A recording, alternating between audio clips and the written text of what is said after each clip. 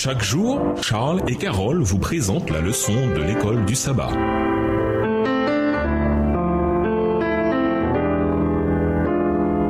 Bienvenue dans votre émission Dieu nous parle. Nous voilà la leçon de vendredi pour aller plus loin. La foi de Caleb ne varia pas depuis l'époque où il contredit le témoignage incrédule des espions. Il crut à la promesse que Dieu avait faite à son peuple de le mettre en possession du pays de Canaan. Et il en suivit pas à pas l'accomplissement. Avec son peuple, il endura les longs voyages, il participa aux déceptions et aux peines des coupables. Il partagea les privations, les périls et les fléaux, comme aussi les années de guerre qui suivirent. Mais loin de se plaindre, il glorifia la miséricorde de Dieu qui lui avait conservé la vie, alors que ses frères avaient péri dans le désert. Âgé de plus de 80 ans, il n'avait rien perdu de sa vigueur. Aussi loin de réclamer pour lui un pays déjà conquis, il demanda le territoire que les espions avaient jugé imprenable entre tous. Avec le secours de Dieu, il se proposait d'arracher cette forteresse aux géants même dont la puissance avait terrorisé Israël. Ce n'était pas le désir des honneurs ou d'un avancement personnel qui motivait sa requête. Ce vaillant guerrier blanchi sous les armes voulait donner à Israël un exemple qui soit tout à l'honneur de Dieu et qui serve à encourager les tribus à achever une tâche qu'elles avaient jugée impossible, la conquête du pays de Canaan.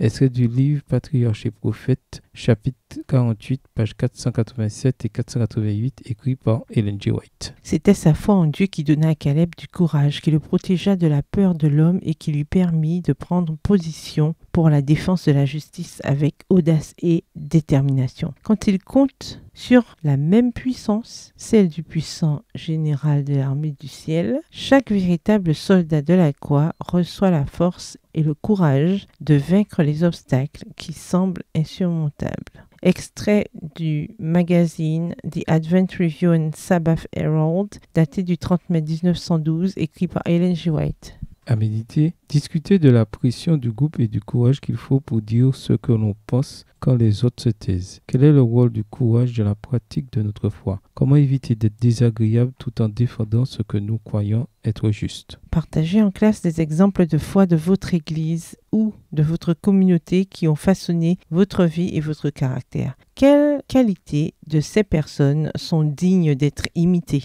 Réfléchissez à l'influence des médias sur notre vie. Comment éviter son influence négative tout en exploitant son potentiel pour de nobles objectifs? Réfléchissez davantage à l'humilité de Josué en tant que leader et à sa volonté de vivre près du sanctuaire. Cet exemple vous parle-t-il? Au revoir. Et à demain si Dieu veut.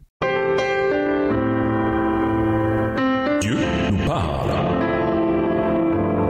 Chaque jour, Charles et Carole vous présentent la leçon de l'école du sabbat.